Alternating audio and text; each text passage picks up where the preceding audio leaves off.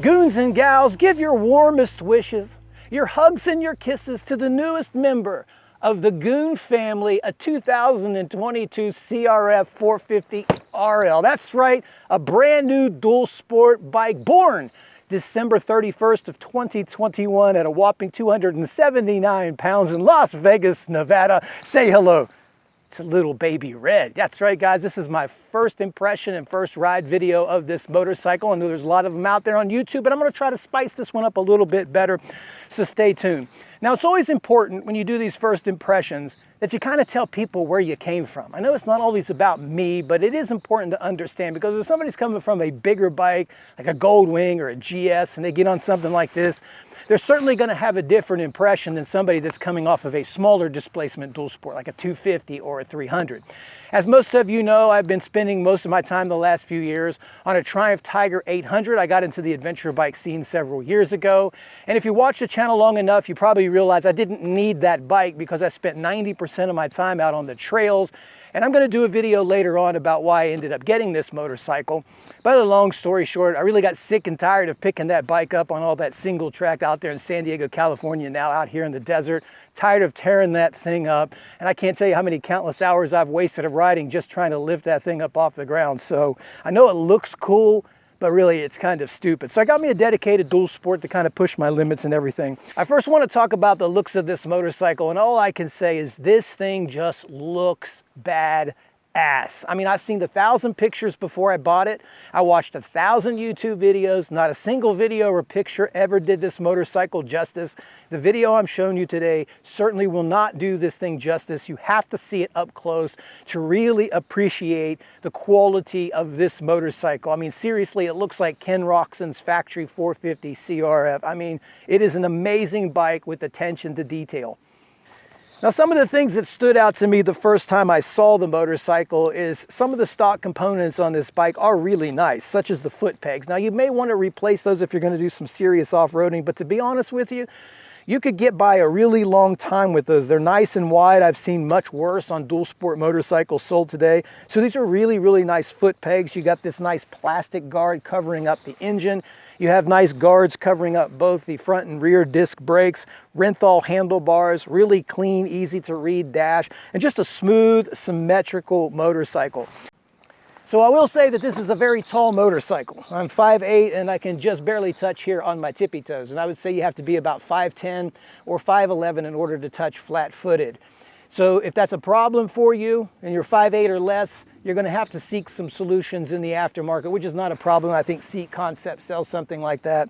And you probably want to do that anyway if you intend on doing any significant type of freeway miles. If you come from a dual sport bike, it's probably going to be just business as usual. Now let's talk about that for a second, the purpose of a dual sport motorcycle like that and what this bike is really for and who it fits.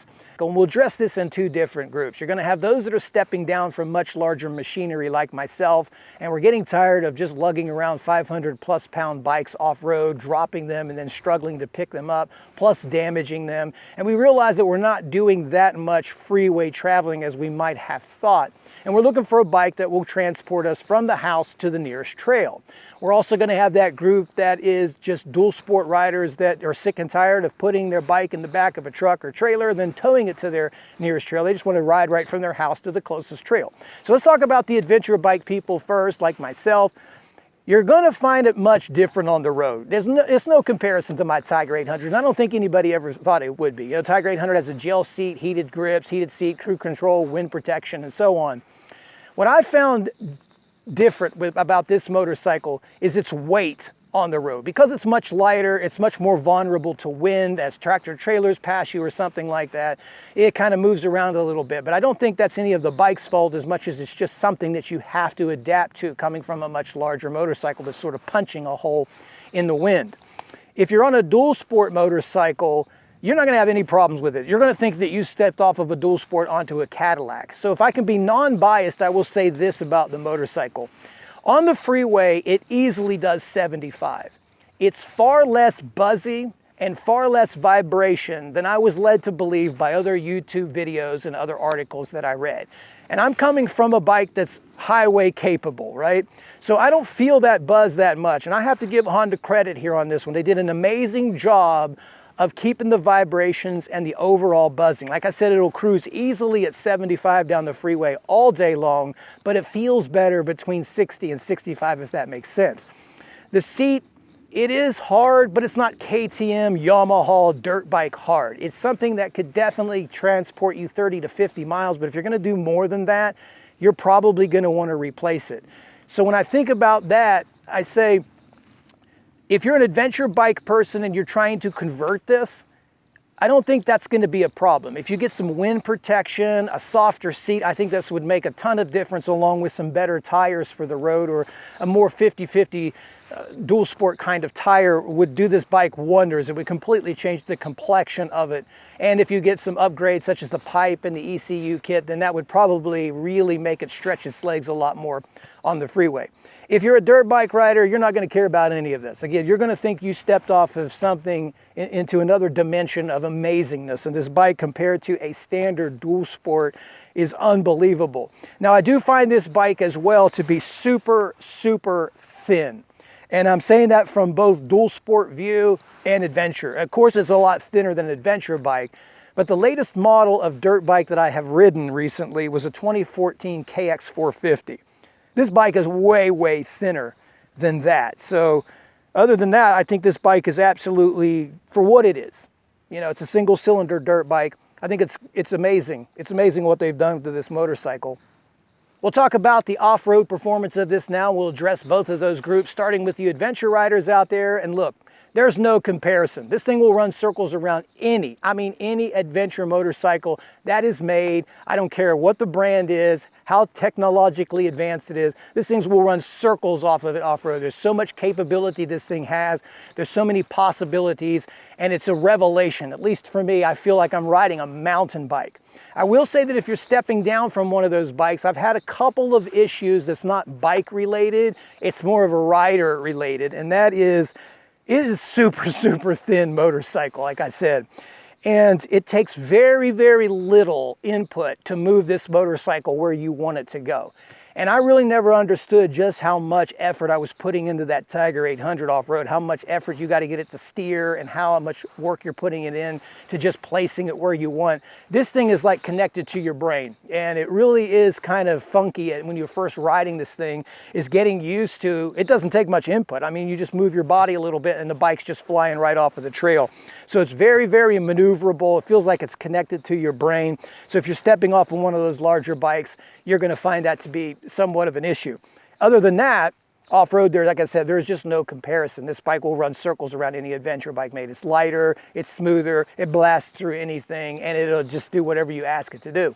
Now, if you're coming from a dual sport background, it will depend on what dual sport you have. If you have a smaller displacement, 200 to 300 cc, this thing is going to be a little bit heavier in most cases, but you're going to find it to be a whole lot better. If you're coming from something like a 450 performance race bike, there's no comparison there either. This is far slower. And I think most people know that by now, that Honda had to do a lot of work with this motorcycle in order to make it 50 state legal. So in order for us to have that unicorn motorcycle that we're searching for, we have to make sacrifices, and part of those sacrifices are the EPA, getting around those loopholes and making a quality motorcycle for all of us.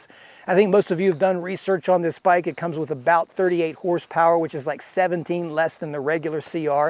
But again, there are other things we can do in the aftermarket to beef this thing up at a reasonable cost. So you might want to keep that in mind. It is a little bit heavier than a traditional dual sport. It is heavier than the CRF 450.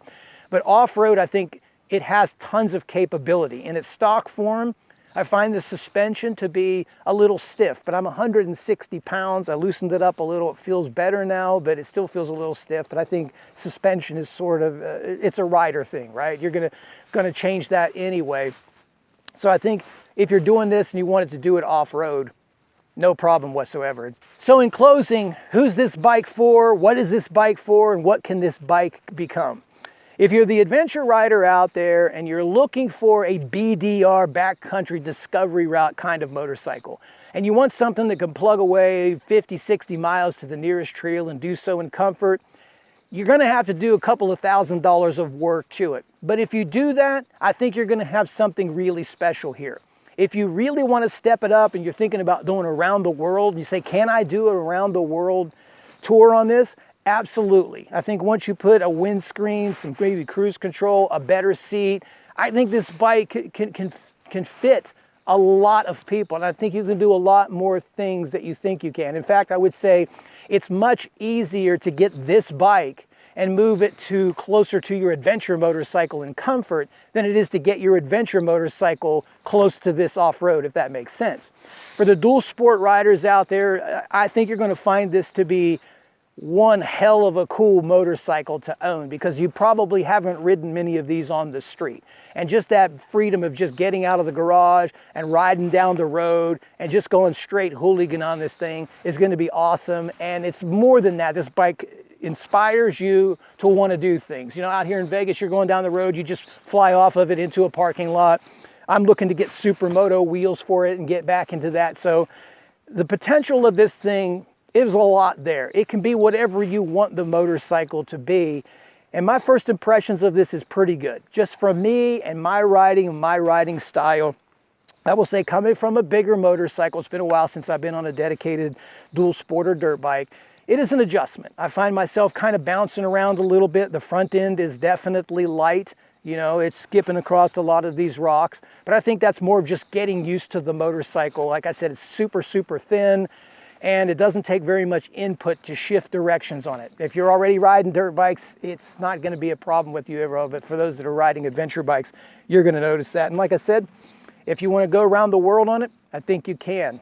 If you want to cruise, you know, all across the country, I think you can. If you want to get stunty, silly, and goonish, I think you can. I think you can do whatever you want to on this motorcycle. Now, in closing, there's also a lot of talk about the maintenance schedule. I'll address that when I get to the point of having some more miles on it. I don't even think with what's written in the book it's that big of a deal, but still, there's just a lot of things you can do with this bike. So overall, I would say I'm more impressed with it on-road than I thought I would be, and I need a little bit of work off-road with this thing. So anyway, guys, I want to thank you very much for watching this video. Make sure to subscribe to the channel. Let me know your thoughts and feelings if you're interested in getting a CRF 450. Let me know if you already have a CRF 450 and some of the mods and upgrades that you have done to it. Until the next time, take care. I'll talk to you soon.